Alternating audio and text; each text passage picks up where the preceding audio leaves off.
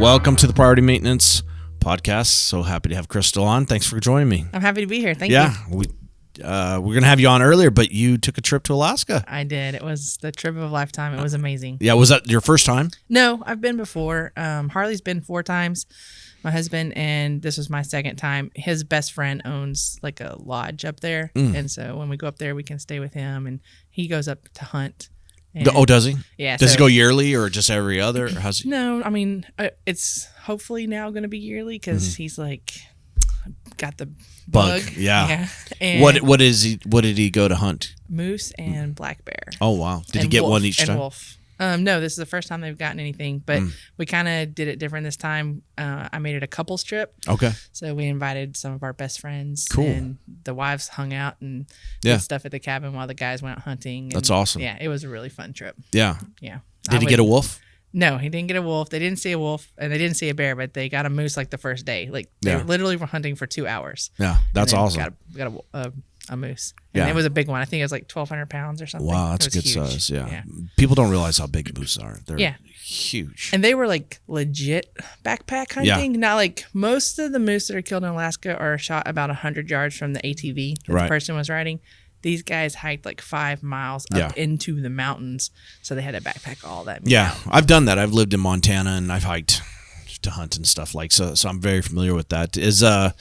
We went to Yellowstone in July and we were able to see wolves. That was pretty cool. Yeah. Well, we saw prints when we did the 4-wheeler thing, and we went on a tour. We saw prints in the riverbed. I couldn't believe how big they were. I was like, "That's a dog's footprint." They were huge. They are very large. Yeah. Is something that now you had mentioned to me that you guys are thinking about getting a place up there, and that's cool. Yeah. Is that like a long-term retirement or like split your time down the road? I think that we've decided that's where we want to retire, but like we definitely don't want to live there during the winter. So we're kind of thinking about summering in Alaska. Yeah, that's how I'd do it too. And since our friend, lives up there, we're hoping that when we're not there, we can like rent the cabin like we do build an out. Airbnb. Yeah, that's cool. So, yeah, that'd be awesome. And then maybe do something like that with him as well in Florida. Sure.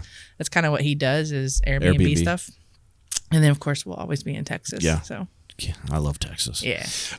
So you own a company called Warriors Way, and that is a martial arts academy. It is. Yeah. How did you get into that? Well, I kind of, it was all by chance. When I was 20 years old, I was going to school to be a paramedic, and then I was bartending at night to pay for all that. And I met a guy named Krystal Elmore at we both worked at Graham Central Station. Remember that big nightclub thing that was here? So he was the head of security and I was a bartender there.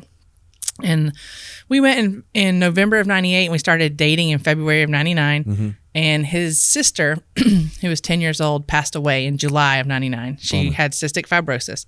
We went back to Arkansas for the funeral.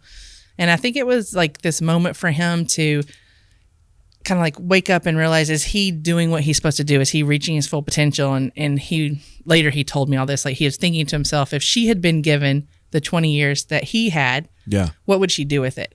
And was he using his time? So it's sobering. Yeah. So we're somewhere in the middle of Oklahoma, driving back from Arkansas from the funeral, and I'm driving the car, and he looks over at me and says, "Hey, you want to start a martial arts school?" And I just looked at him. I was like, "Yeah, sure." Yeah. So we started talking about it. And we went to my dad and borrowed $1,000 from my dad, and we started everything on that $1,000 because we didn't have any money. I was a college kid. Yeah. I wasn't even.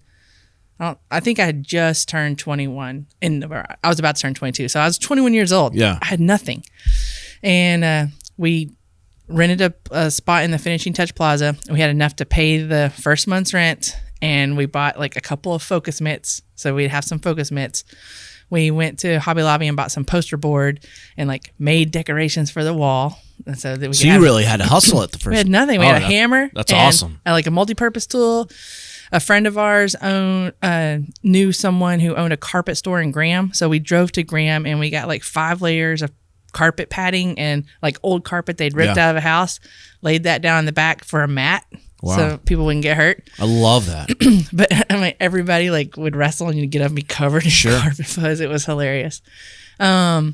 And we were only going to teach adults. And when we opened the school, he decided that he needed to quit because it was kind of a conflict of interest, that, a martial artist would like maybe try to beat people up or we just wanted to avoid all that. But I kept working, and he only wanted to teach adults. But in the first month we were open, I had in one day, I had enough phone calls of people wanting us to teach kids that would pay rent for a month. Yeah. And I was like, hey, listen, we got to do this. We need to teach kids. So when you have a martial arts school, there's a certain amount that you have to water it down, I guess, kind of, or not water it down, but make it so that the masses can come and do it, so that you get enough people in the door. So basically, you're starting out with just basic principles, like a basic principles class. Yeah, and you have to manage how many people you can get in the door and what you're going to teach. And so I told him, I said, if you'll teach kids, you can do whatever you want with your adult class. You can make it as hardcore as you want. So we did that, and we started teaching kids, and he got to make the adult program. He wanted that. He didn't have to worry about catering to the masses for that. And so that really fulfilled him in that way. So you had a business strategy, which sounds very efficient, very intelligent for the long term, because you have this idea of getting people into it. And then you could also cater and make it more finely focused for him. Yeah. And because you have to be independently challenging to yourself. Yeah. Too, right? Yeah. So he really liked the idea of that. And it has worked very well. And he has a great core group of guys that some have been with us for over 20 years. Wow. And how long has it been? So you opened that up November of 99. Wow. So this year will be 22 years in November. That's awesome. Yeah. And it's grown. It has, and we just kept working hard. We saved up the $1,000 we borrowed from my dad and paid him back and borrowed it again. Yeah. And then we did that several times, and within about 4 months, we outgrew the space we had gotten, and we asked to move to a bigger space in the Finishing Touch Plaza. And so we moved over, I think it's about 3,000 square feet then.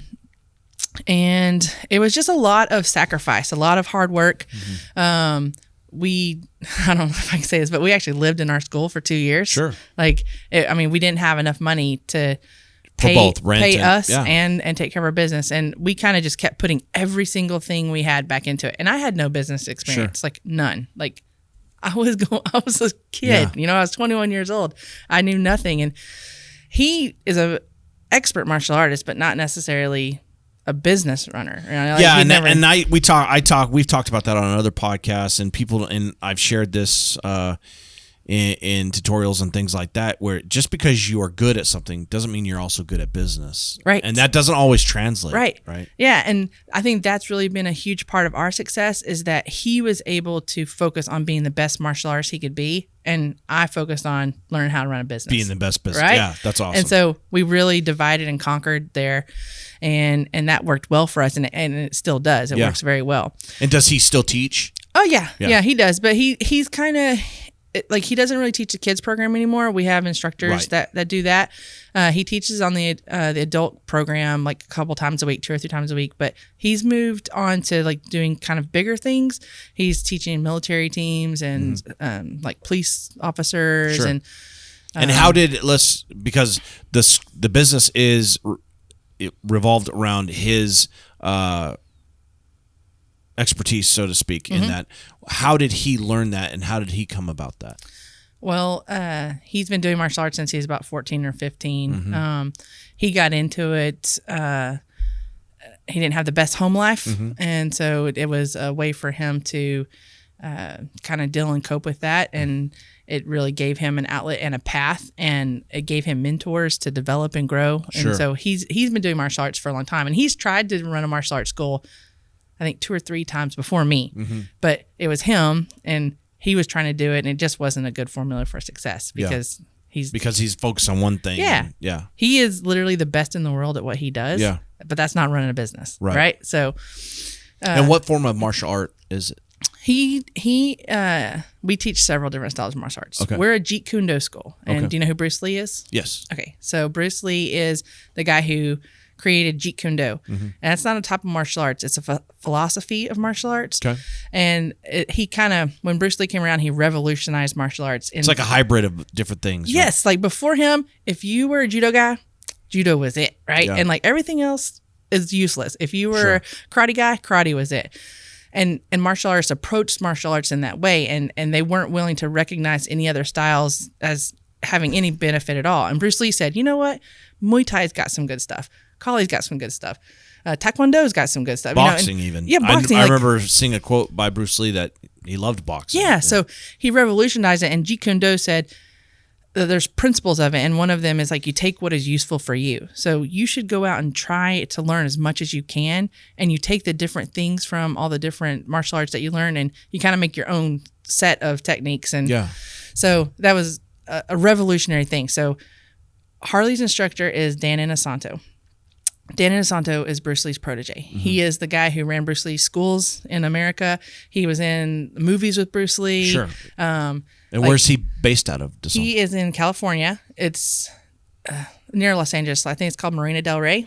So did Harley go down there for a while? No, what happened is Harley lived in Arkansas. Okay. And he heard about a guy in Tulsa named Terry Gibson, who was hosting a Dan Inosanto seminar. So he went there and he met Terry Gibson and he met Dan Inosanto. And he became a student of Terry Gibson's. And he actually ran Terry Gibson's school for a while. He was his main instructor. Okay. But Terry Gibson passed away from brain tumor in 1998.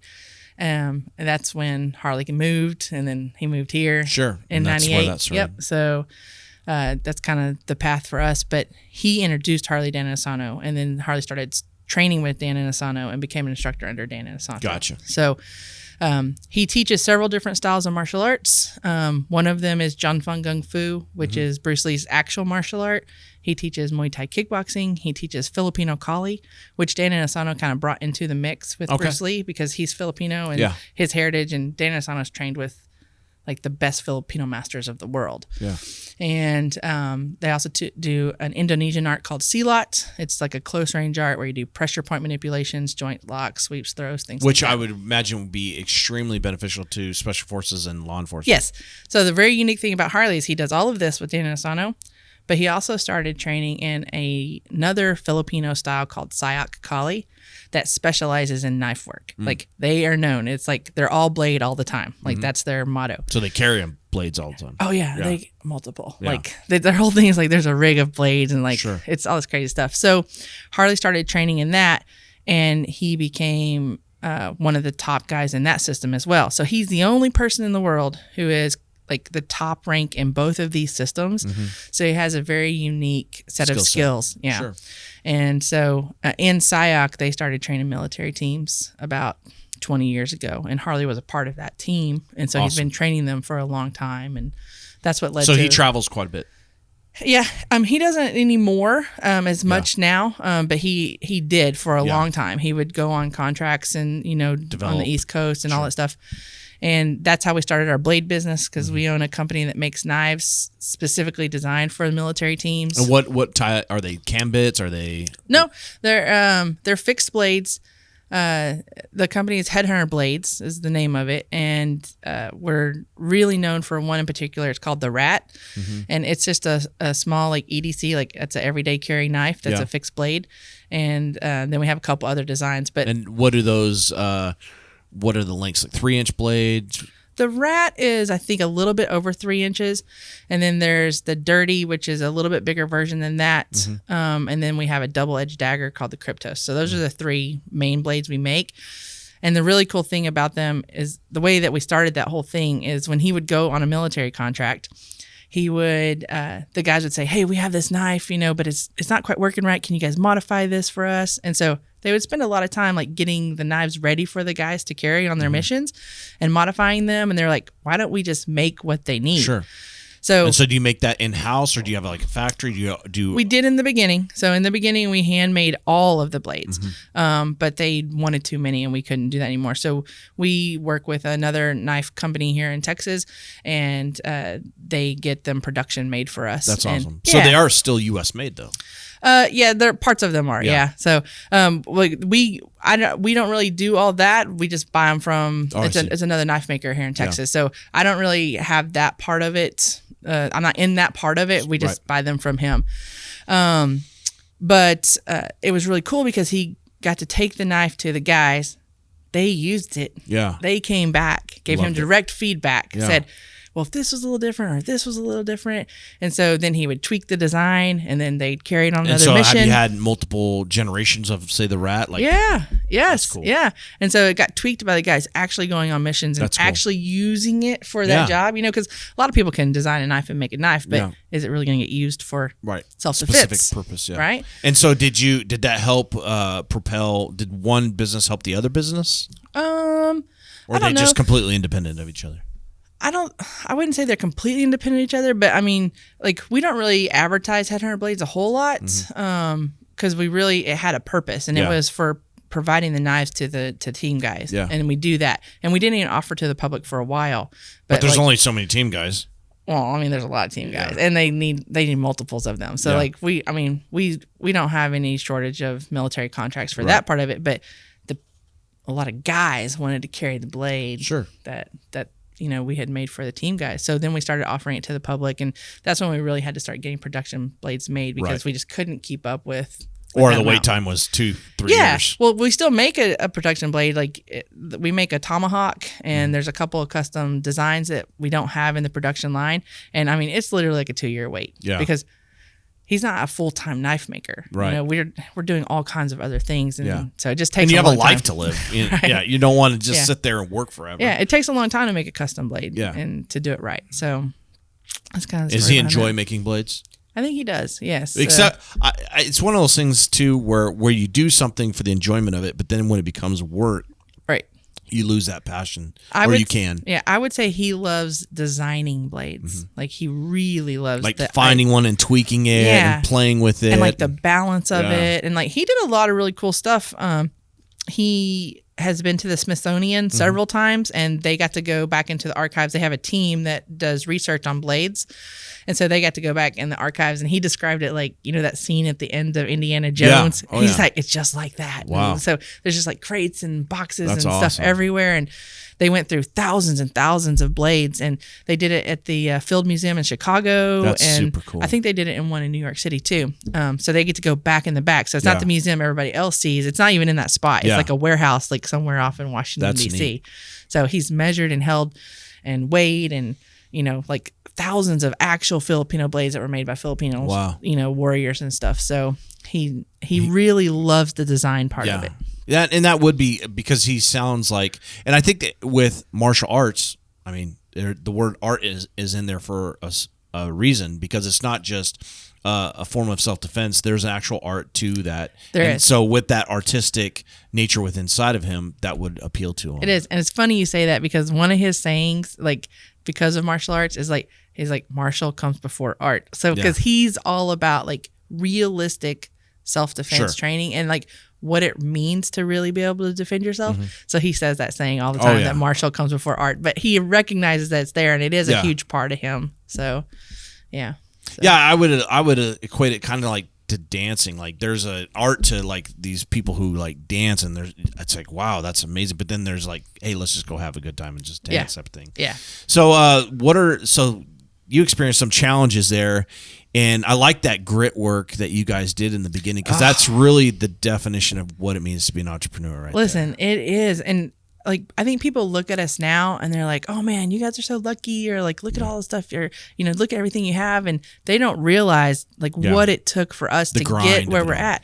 And it was a lot of sacrifice, a lot. Like I said, I lived in a room. If you're living in the place that you're using a studio. Pretty much a closet, right? For 2 years. And like, we didn't have a kitchen. We didn't really have a bathroom. Like it was really, really a hard sacrifice. And there were a lot of those. Like, for a long time, we were really scared that someone would get hurt, and we had a concrete floor. And we had real reason to be scared, because like within the first few months of us being open, a little kid fell and like shattered their front teeth on the concrete. And we were just like, someone's going to get hurt. They're going to sue us. It'll be the end of us. So we really, really wanted to mat the floor, right? Like, and mats are expensive. Let me tell you, buddy, mats are really expensive. And we didn't have any money. We were living in our school. So we came up with the idea. I had like one earthly possession. I had bought myself a Jeep Wrangler when I was 16, 17 years old. And like, I'd always wanted a Jeep. Like, it was my dream vehicle. But it's all I had. So we came up with a plan to raffle my Jeep off. So I think we had about 100 students at the time, and we had them all sell tickets for $5 a piece. And we gave away my Jeep. Mm-hmm.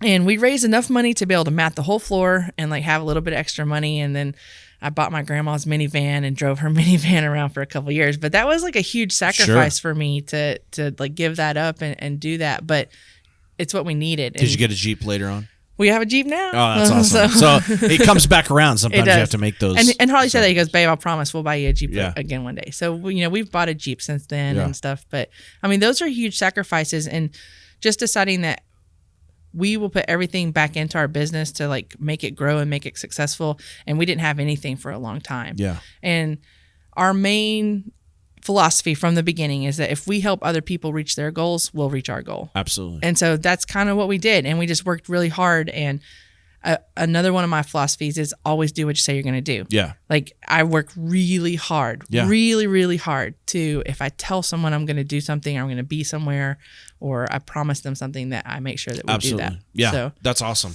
I mean, I think that's one of the tenets of customer service too. yeah. Yeah. And that's, going to the wayside in a lot of ways in a lot of places. It is. And people just like are real fast to make excuses for Yeah. why they can't Sure. fulfill their obligations. And I think it's a sad thing. Yeah, because it is a sad thing. Yeah. And I think that's culture at large too. It's kind of shifting. But so you experience those, and so when did you start seeing like things start picking up steam in the business? Like a year, 2 years, 3 years? Let me think.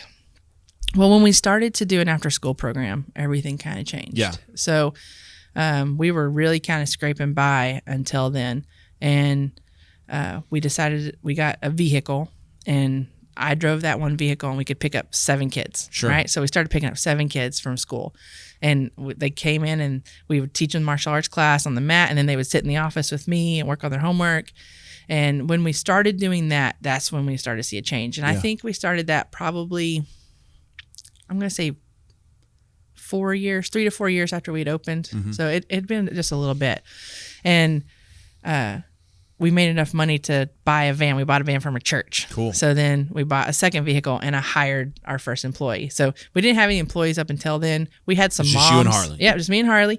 And I had a mom that would help me in the office sometimes. And I traded her for her kid to come to class and stuff. And we had a couple adult students that would come in to help with the kids' classes every once in a while to help Harley out. But we actually hired an employee that helped me in the office and drove the other vehicle. And then we just kept doing that same thing, like replicating that same thing Yeah. of like saving up our money to buy Sure. a vehicle. And then we needed a little bit more space. So Right. then, we took over a little bit more space in the plaza. And then we took up a little more space in the plaza. And we just kind of kept doing that. Have you ever gotten approached to like franchise your model? Or is it Yeah. something that you've you and Harley have talked about or thinking about doing?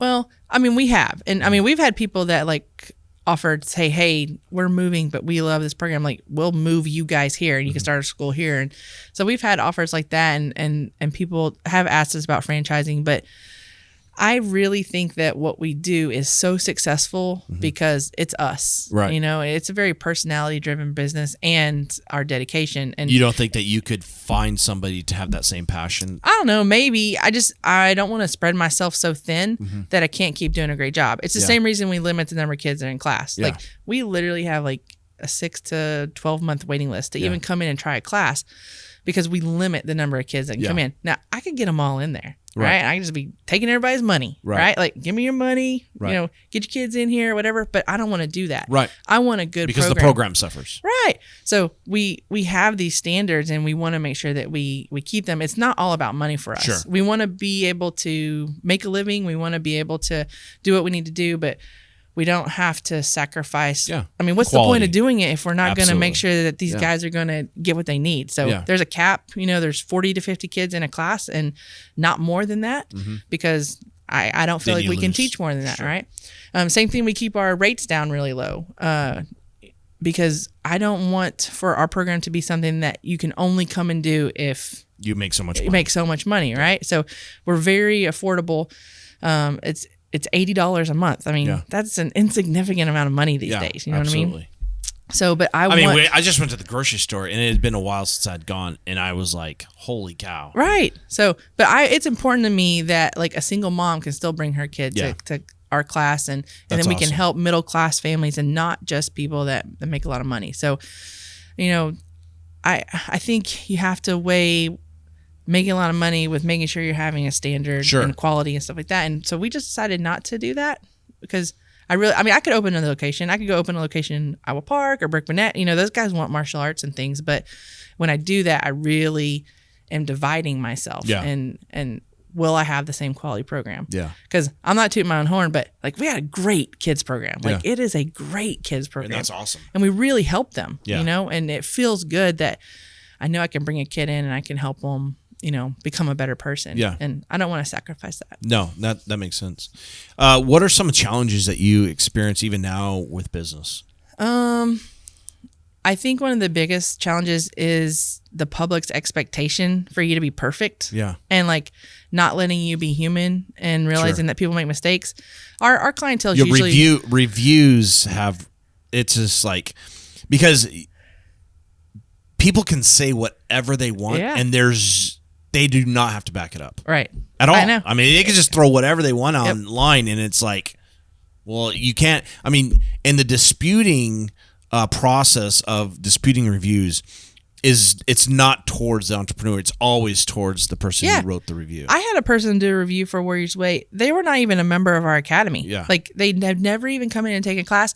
And they put on their like, this place sucks. They beat up kids. And I'm like, no, we don't. Yeah. Right. Like you don't even know. You haven't even been here. And they just allowed that. That's and I contacted Google and they were like, no, nothing we can do about that. Yeah. I'm like, okay. So, I mean, I think that's like the hardest thing is like, it's very frustrating. Yeah. I don't like that about society today.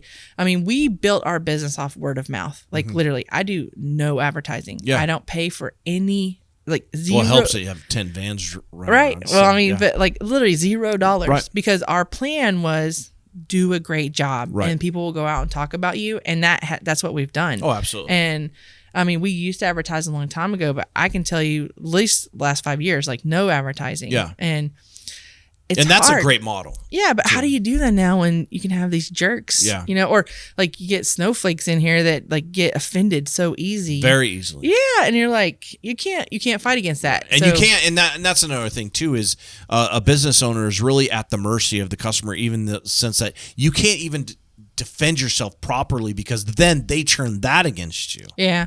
Well, I mean, I don't really put up with a lot of stuff and I can recognize when people are going to be a problem and I just, you know, tell them this is not the place for you. Right. And that's wise. Yeah. And so I try not to let those guys even like be a part of our program. And I don't take a lot. I don't let people talk badly to me. Yeah. Like I just don't do it because they're not allowed to do that. Yeah. Right. You have self-respect for yourself. Yeah. And so I won't like let them abuse me or treat me badly in any way. I stand up for myself and I tell them that behavior is not accepted. And I think more people need to start doing that. They do. Yeah. But everyone's afraid. Yeah. And they want cancel culture. Yeah. And they want to cater to that. And I'm not afraid of that. Right. Like if you want to be a part of what I'm doing, dude, come on board. Like we're going to be awesome together. Like we're going to do great.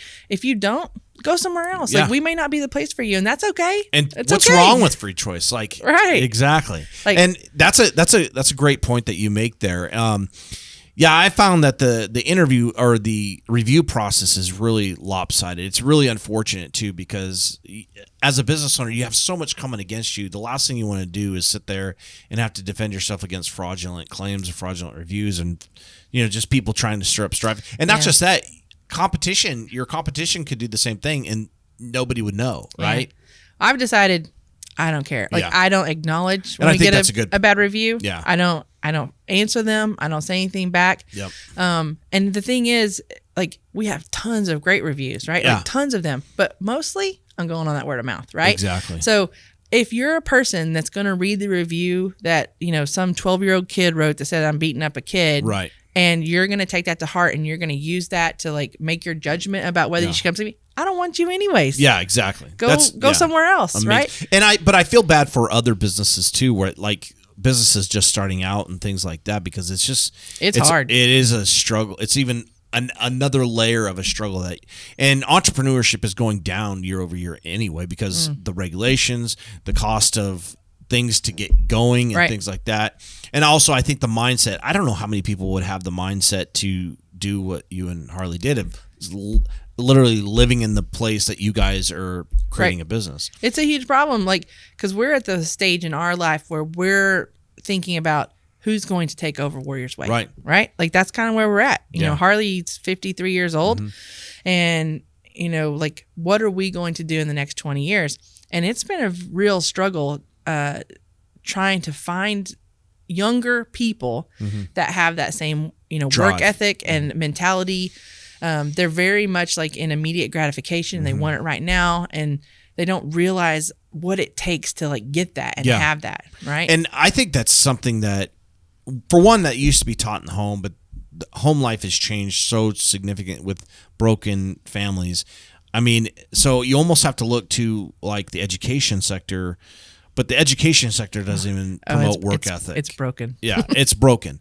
But I mean, I'm an advocate for a rehaul of the education system anyway. I think more core values like work ethic, you know, how to treat each other, you know, how to balance checkbook, how to, you know, invest in stock market, how to, you know, all these things, real life things. I think that needs to be more taught. Yeah. Well, first of all, not everybody needs to go to college. Oh, for sure. I didn't go to college. Yeah. Harley didn't go to college. Yeah. I mean, I went to college, but I didn't graduate. Right. You know? Harley didn't go at all. Yeah. And I feel like our culture pushes every young person in like, that's what you're supposed to do. And then they come out with $60,000 in debt and nothing. I And mean, you know how many real waiters and waitresses I've met that have a bachelor's degree?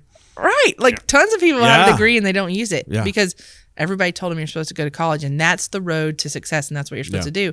But it's not. And there's a lot of other countries that they identify it very early, like early high school, even middle school.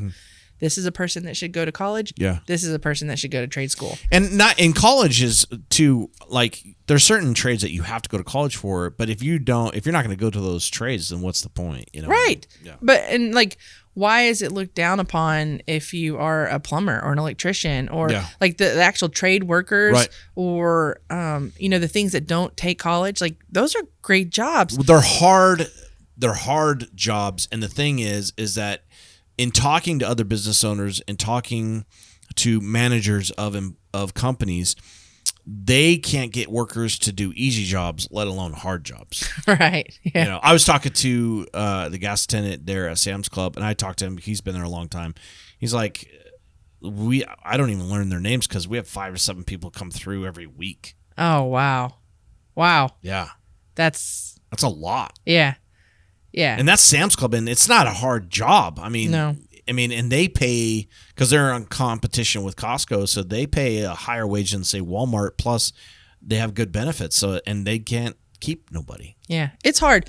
I'm in a very unique position. Like, we kind of build our employees. Yeah, from the ground up. Yeah, because they come in, you know, when they're kids, and the guys that stay in the program for a long time, like, they naturally, you know, they want to be martial arts instructors, and so we're not in that type of thing of like finding people. And you're fortunate in your sector that you can do that. Right. But imagine other business owners. But they still don't want to work like the same, right? Yeah. Like, they'll be complaining about doing a 4-hour shift or a 3-hour shift. I'm like, dude, try a 12-hour shift. 3 hours? Yeah. Like, last week I worked 80 hours. Yeah. You know what I mean? But it's hard. I'm like, you guys just need to come in and focus for 3 hours a day. Like, you can do that, you know. What do you think that disconnect is? What is the biggest thing about why are these generations, why do they not have the work ethic? Well, I got a lot to say about. I mean, give me the top. I mean, yeah, sure. I mean, it's kind of what I do, right? Like, I help raise kids. It's what I do. And do you see that I see it even in young kids. Like, you could see like little things, right? I would imagine you could too. Right. I think that there's been overall a breakdown in parenting for probably, oh my goodness, the last 30 years. Yeah. Right. So I really feel like it all started when we started having the ability to travel more and being able to like move away from home and like get a job somewhere else and things like that. And it really started to break down the family unit. Sure. And I'm not talking about like mom and dad and kids. I'm talking about grandma and grandpa, uncles. Because like before you lived on this street and like your aunts and uncles and your parents and maybe even your grandparents like all lived on this street and they helped you learn how to parent. Like when you know, ran into situations you didn't know, they helped you watch your kids so that you could do laundry or whatever, you know. So there was this community, like tribal type thing before. And even like your neighbors were that way, right? Oh, yeah, absolutely. You don't have that now. Yeah, I remember my neighbors growing up because we had the same neighbors for 10, 12 years. And they said, hey, you're not supposed to do that Right. if you're doing something you're supposed to do, right? So we've lost that sense of I never thought about that. People moving often. Yeah. So now you're like everywhere. So you don't have that anybody to teach you necessarily how to be a parent, right? And so that I think really kind of started happening in the 80s, 90s a lot. And so now all those kids that were raised by those people are now having kids, right? And so now you have a generational deficit that like it's even worse now. And it just gets watered down. Yeah, like they didn't learn the lessons from their parents. How are they supposed to teach their kids, right? So how do you fix that? Well, you have to change. You have to change society. How do you change society though? I don't know, man. Like it's a hard question. Like literally no one's teaching these people how to be parents. Like when I have a parent come in that is actually like doing a phenomenal job being a parent, it's like so rare. I'm like, whoa, like, dude, you're doing a great job. And I make sure I tell them like, you're doing a great job. Yeah. So you have that breakdown, right? So you've lost that sense of community. So now you've got a mom and a dad, right? And because everything is so expensive, your mom and your dad both have to work. Yeah. So now, which is an unfortunate turn of events. It is. So now you're working 40 hours a week and you come home, you're tired. Yeah. Right? Like you can't be the same parent you could be if you weren't having to work a full-time job. You just can't. There's no possible way, right? So you have to make sacrifices. Like you have to do that because you only have so much to give. So now because you don't have like people to help you necessarily, you have to lean on other things like devices, right? Nintendo, TV, things like that to help kind of watch to help watch your kids a little bit, which everybody's like limit screen time. And I do think you should limit screen time, but I also think screen time is a necessity now because like who helps you when you need to cook dinner? Right. Who, YouTube. Right. Yeah. You know what I mean? So like, that's a hard thing. So I think we've got too much on our plate. And so you're already overwhelmed with work and just like you got this 3-hour time slot and you got to cook dinner, do homework, do all these things. Like when do you teach your kid how to be a good person? Yeah. Like when do you do that? Yeah. Because now it's time to go to bed. Like, first you got to do a bath, right? So like when do you have the time to like dedicate that or the energy, right? To dedicate yourself to making sure you got a good kid. And I think it's easy to put that aside. Right? Because you have to feed them. You have to make sure they get sleep. You have to make sure they go to school. Like there's some things you have to do. Sure. And so those life lessons that need to be taught to your kid on like how to be a good kid, it's easy to push those to the side, right? And say, oh, we'll work on that later. And then it's also easy to appease your child because you got so much going on. You just need a break. Yeah. Right? So you need your own time too. Right. To decompress from the craziness of life. Let them, watch YouTube or buy them this thing so they'll be quiet. Right. And I understand all of that. Right. But that doesn't make good kids. Yeah. Right. Like it doesn't. So something has to change. What it does is it creates these little tyrants that are used to getting everything they want, used to getting appeased all the time. And they don't have the foundation of the life lessons that are needed to be a good guy. Because you know what? I believe that it's human nature to be a bad guy, right? I agree. Not necessarily a bad guy, but like we're naturally lazy, selfish, self-centered. Like all of those things I feel are a natural thing because it's a natural thing to want to ease pain or suffering, right? Like it's hard work to be a good guy and it's a choice you have to make. You have to choose that, right? And so that's a lesson you got to teach your kids. And I don't know that a lot of people do that, right? That I don't know that a lot of kids get that, but that's what we do at Warriors Way, right? Like that's a big part of Warriors Way is that we are helping them to say, this is a choice. Being a good guy is a choice. Yeah. And you have to make that choice every day in everything that you do. And so I think a lot of parents are looking for that because they don't have the time to do it, right? Or the energy. They're tired. Parents are tired, right? Yeah. And so like, I don't know. So I think it's broken because of that. Like we're missing those. Do you think it'll get fixed? Or do you think it'll continue the way it is? Oh, it's hard, man. It's hard. I mean, give me your honest assessment. Well, let's just say like over the last 20 years, my job has completely changed from what it was because I spend a lot of time now trying to help people realize how to be good parents, right? Like I think parents feel guilty because they know they should be doing something that they're not able to do. Right. Okay. But society's set up for them not to be able to do it, but they feel guilty about that. So then they don't hold their kid accountable, and they don't give their kid the consequences that they need. And it's a broken cycle. Yeah. And I mean, it's not good. So I spend a lot of my time telling parents it's okay for you to punish your child. Yeah. You absolutely should punish your child and hold them accountable for their decisions. Right. Like, I had a mom, like this story, I couldn't believe it. She came in and sat down and she said, you know, my kid's being bad, blah, blah, blah, blah. And I used to be like, okay, well, tell me what they're doing. And I'd go talk to the kid and I'd fix it. I stopped doing that. And I said, what do you do when your kid does this? And so I started teaching people how to parent. Yeah. Like, that's my job now. She said her kid said, go get me a Coke. And she said, no, you go get your own Coke. And she said, go get me a Coke. And like yelled at her mom. And I said, what'd you do? She goes, I went and got her a Coke. Oh, man. I said, no. Yeah. Right. But that's what they're doing. And like, I hear that story over and over again. Just that exact same thing, just like that. And like, they don't have any tools like on how to be a parent, and they feel bad and they feel guilty. And so they give in and they cater. And that's what creates these kids that have now been catered to their whole life. That's my theory, right? I think it's a spot on theory. So now I get them to come to work for me, and they like want me to like hold their hands and stuff like that. And I'm like, bro, you got a job to do. You better go do it, right? Yeah. So what I'm afraid of is like when this generation is in charge. Yeah. Like, they don't want to do It's the concerning. work. Like, they don't want to do the work, right? So like, we're moving to Alaska. That's kind of my plan. So what do you feel is the greatest, is probably the greatest challenge for somebody who's starting a business now? I think that I see a lot of businesses start, you know, and then go away. And I think people think because they have an idea that they think it's a great idea, and they don't do the research that's needed to make sure, is it needed? Yeah. Like, is this business actually needed? Does it fill a niche? Are there a bunch of other businesses that do the same thing? Yeah.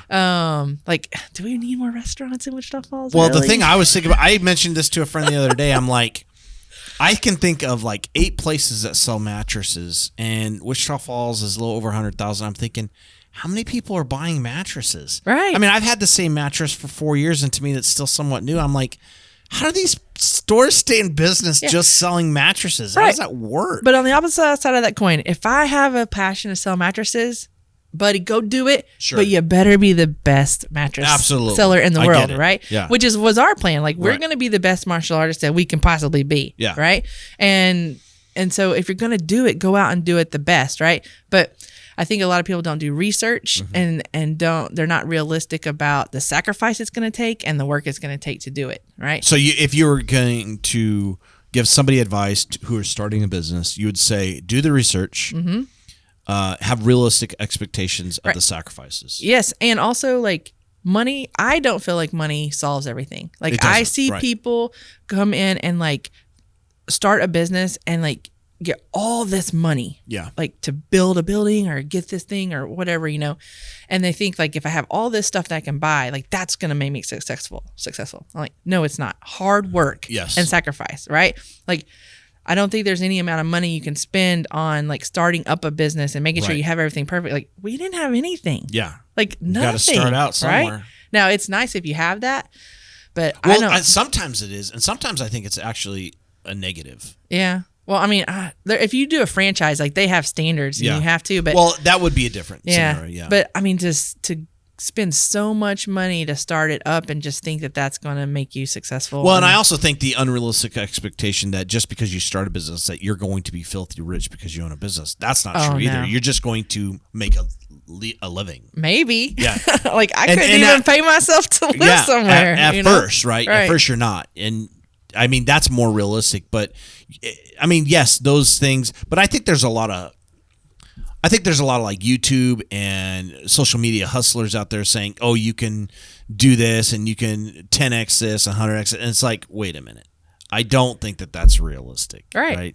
It's just not on the grand scheme. Like, if we have to paint society with a broad brush, are there individuals who could do that? Maybe on specific things. Right. But not everybody's going to be able to do that. No. And, well, I don't know. It's a hard thing. Like, it's going to take hard work. I would say, don't plan on your business supporting you.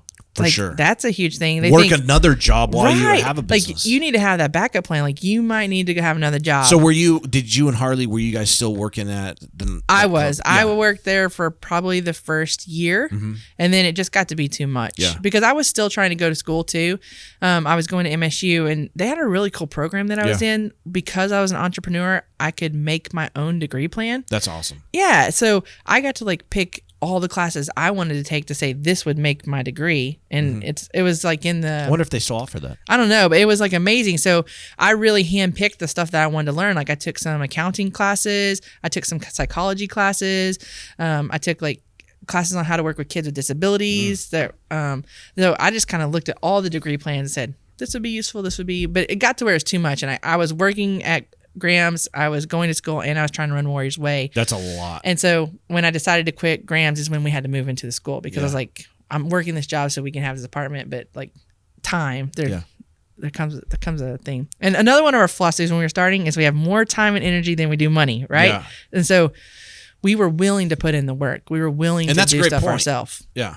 Because we didn't have any money. Yeah. Right? And now, 22 years later, we're like, how do we get more time? Yeah. So now time is our commodity, and we're wanting to like trade money to get time. Yeah. Right? Because is that a challenge to do that as an entrepreneur? I think it is. I think that's the fine balance. Is it hard to walk away from certain things, like, because in my experience as an entrepreneur, is when you step back, you are sacrificing something. You are. Yes. Like I said, in the beginning, we didn't have any money and we had tons of time. So now we will use some of our money to get that time, right? But it's a balance. Like work-life balance is very, very important, because we worked all the time in the beginning. I mean, so much, right? Then now we want to work a little less and like maybe actually have some normal hours, right? And so when about 4 years ago, I had decided I wanted to kind of transition from being a business runner to trying to be a business owner, right? So I don't... Administrative. Yeah, I don't want to necessarily have to be in there for day-to-day operations. And I'm 100% gal, okay? Yeah. So when I do something, I will do it to the best of my ability every single time. It's just me. It's the way I'm built. I had to mentally cope with the fact that if I'm not the one doing it, it's not going to get done to 100%. Yeah. Right? And was that hard transition? Very hard, right? But I said, as long as we're getting 90% or even like 85%, that's still winning, right? And so I have to be able to accept 85% of the time.